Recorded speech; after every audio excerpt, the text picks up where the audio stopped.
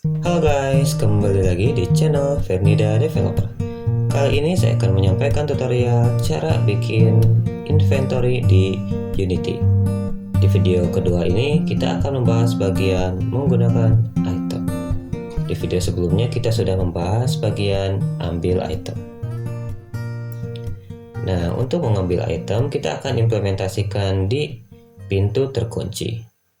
Jadi pintu terkunci ini membutuhkan item yang namanya kunci. Untuk membukanya, kita masukkan kunci atau itemnya.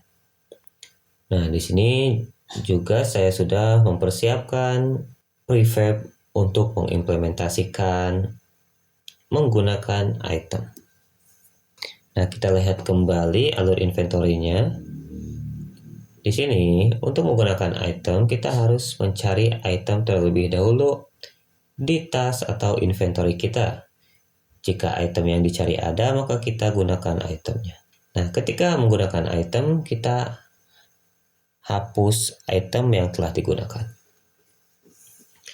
Oke, nah di sini ada dua objek ya, ada kunci dan pintu terkunci. Seperti yang saya bilang tadi bahwa pintu terkunci ini atau objek yang diinteraksi oleh player itu membutuhkan item yang namanya kunci.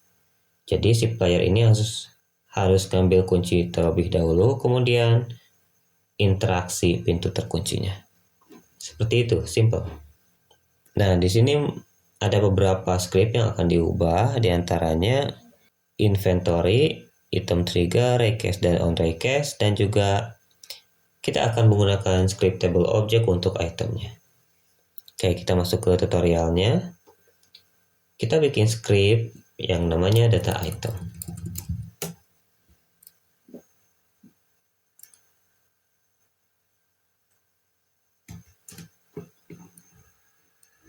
Kita hapus kedua metode ini, kemudian kita ubah menu behavior-nya menjadi scriptable object. Dan di sini kita bikin menu scriptable object-nya di asset. Nah, seperti ini. Kemudian kita kasih variabel item yang namanya item. Oke. Nah, kemudian kita buka semua script yang telah kita bikin di video part 1. Kita pergi dulu ke inventory. Nah, di inventory kita ubah tipe itemsnya menjadi data item. Karena kita akan menggunakan scriptable object. Kemudian di kedua metode ini kita ubah variabelnya menjadi data item.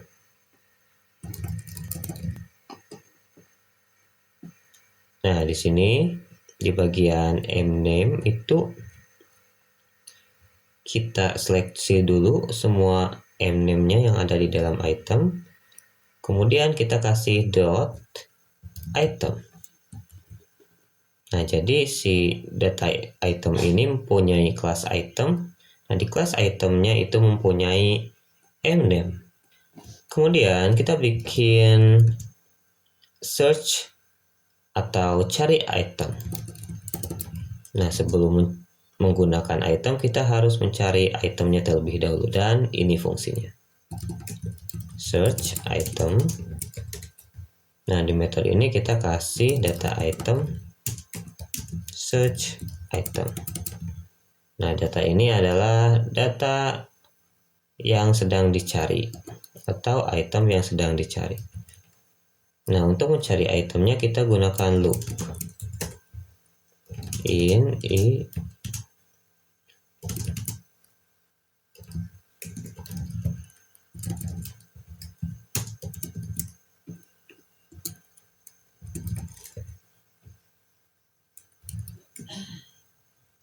Kemudian di sini kita filter, kita akses dulu itemsnya, item mname search item mname. Nah, jika item yang dicari ada, maka kita kembalikan datanya ke metodenya. Return items i. Nah, jika tidak ada item yang dicarinya, maka kita kasih kosong. Return null. Oke. Kemudian kita pergi ke onRayCache. Kita tambahkan variabel data item sebagai requirement item. Nah, variabel ini adalah persyaratan untuk si player menginteraksi objek ini atau objek yang bisa diinteraksi. Kemudian kita tambahkan metode public virtual void onUseItem. Nah, fungsi metode ini adalah untuk mengisi fungsi-fungsi ketika si player menggunakan item ke objek yang diinteraksinya. Jadi teman-teman di sini bebas bisa mengisi suara pintu terbuka atau membuka kunci atau yang lainnya. Kemudian tambahkan public void remove requirement. Nah, ini fungsinya untuk menghapus persyaratan yang ada di objek yang diinteraksi oleh player. Jadi ketika itemnya digunakan oleh si player, maka persyaratan yang di objeknya itu terhapus. Nah, menghapusnya kita bikin requirement itemnya null. Kemudian di sini kasih keterangan remove, hapus persyaratan yang ada di objek. Kemudian kasih nama give object name.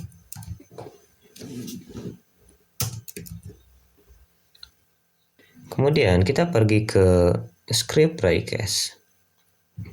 Di RayCache kita tambahkan public inventory. Kita tambahkan variabel inventory.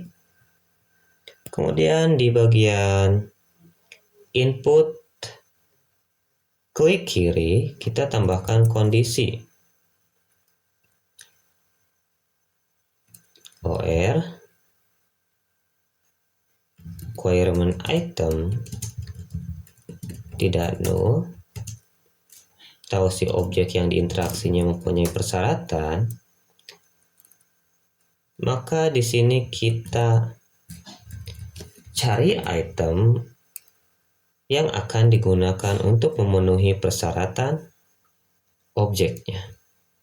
Di sini kita akses script inventory, kemudian kita panggil metode search item. Nah, search item ini harus mengirimkan data yang sedang dicarinya, maka kita kirimkan data requirement item.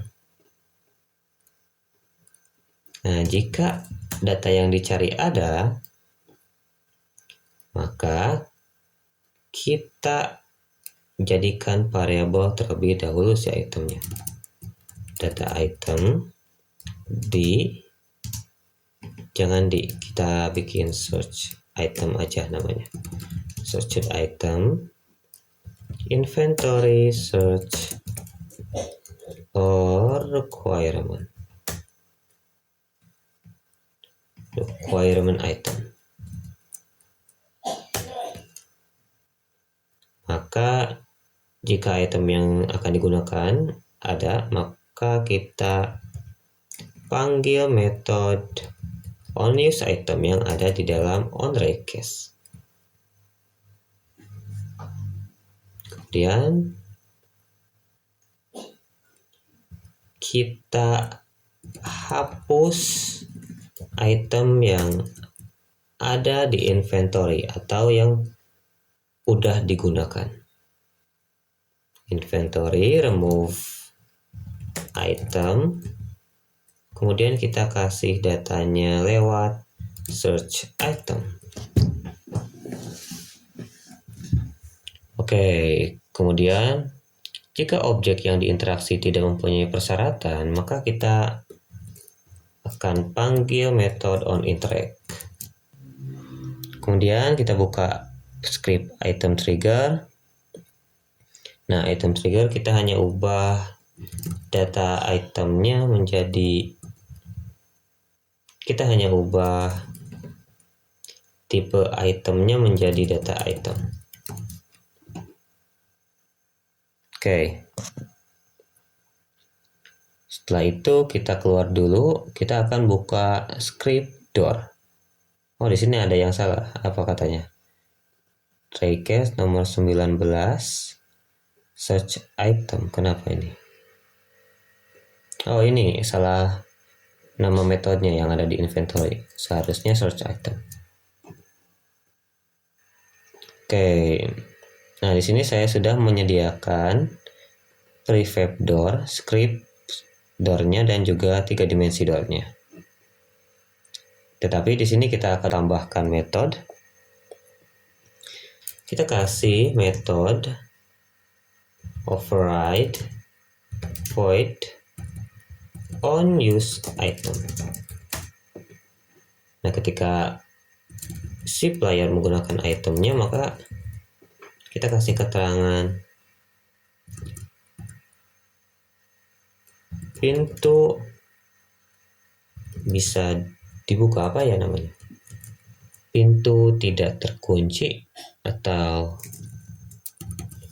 pintu kuncinya terbuka. Kemudian kita kasih metode remove requirement. Nah, teman-teman, ketika menggunakan onUseItem itu wajib harus ada remove requirement. Jadi harus dihilangkan persyaratan yang ada di objek yang diinteraksi oleh playernya. Jadi kalau misalnya nggak menggunakan ini, percuma si player menggunakan item. Tetap objek yang diinteraksinya mempunyai persyaratan atau harus mempunyai kunci. Oke, kemudian di sini kita bikin public override void onInteract. Nah, interact ini berarti fungsi si pintunya bisa dibuka ataupun ditutup.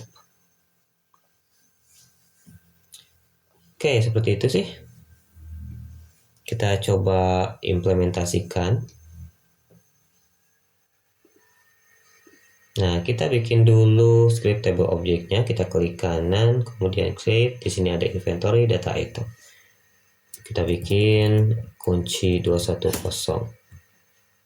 Dan jangan lupa di itemnya di sini ada nama, kita kasih kunci 210.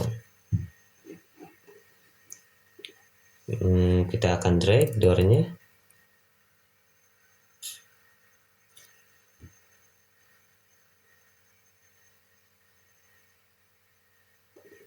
Kita akan drag door yang prefab-nya.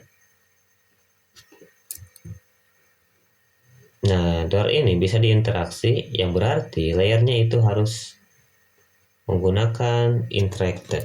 Di sini saya lupa ya gak bikin interacted. Nah, door-nya interacted. Kemudian di raycase ini berarti harus interacted ya. Jangan lupa inventory-nya kita kasih juga. Inventory ada di if-base. Oke, requirement item kita isi dengan script table object yang telah kita bikin. Kemudian di item triggernya, di bagian variable get item kita kasih kunci 210. Jadi ketika player mengambil objek ini, akan tertambahkan item kunci 210 ke inventory. Oke, kita coba mainkan.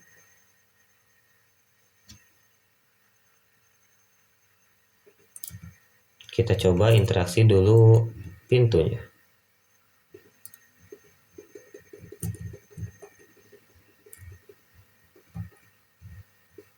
Oke, nggak bisa dibuka. kita ambil itemnya, item ditambahkan kunci 210, kita lihat di inventory ada, kemudian kita interaksi lagi pintunya. Nah, item terhapus dan item digunakan. Di sini banyak keterangan bahwa pintu kuncinya terbuka, hapus persyaratan yang ada di objek door, yang di door ini, kemudian item dihapus, kunci 210. Kita coba interaksi lagi. Dan pintu terbuka.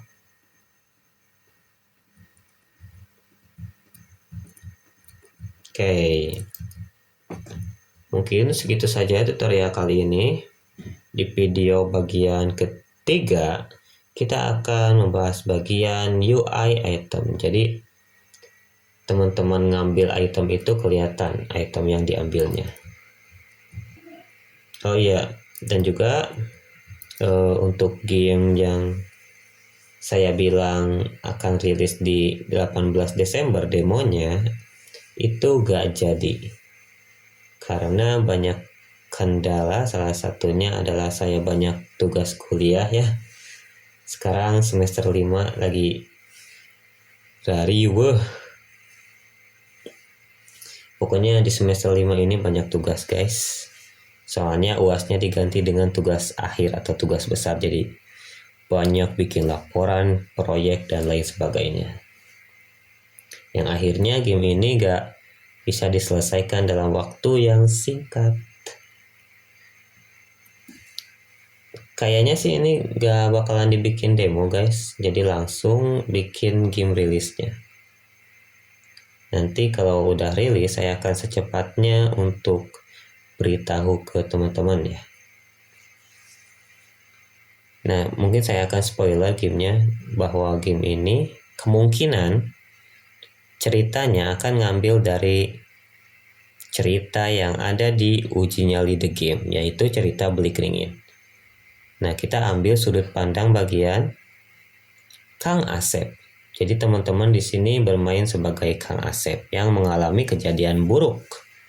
Seperti itu. Oke, mungkin mengenai game yang akan dibuat seperti segitu saja. Ini teman-teman kalau misalnya ingin download aset tutorial ini, saya kasih link downloadnya di deskripsi. Teman-teman tinggal download di GitHub di link deskripsi. Oke. Dan untuk sosial media saya sudah kasih linknya di deskripsi juga. Di sana ada sosial media saya Instagram, namanya Yandi Fernida. Kalau teman-teman ingin saling memfollow dengan saya atau follow saya, silahkan. Tapi Instagram saya sih isinya ya bukan tentang game sih, tentang pribadi saya itu mah. Oke, segitu saja dan terima kasih telah menonton video ini. Jangan lupa subscribe, like, dan share, dan bye-bye. See you in the next video.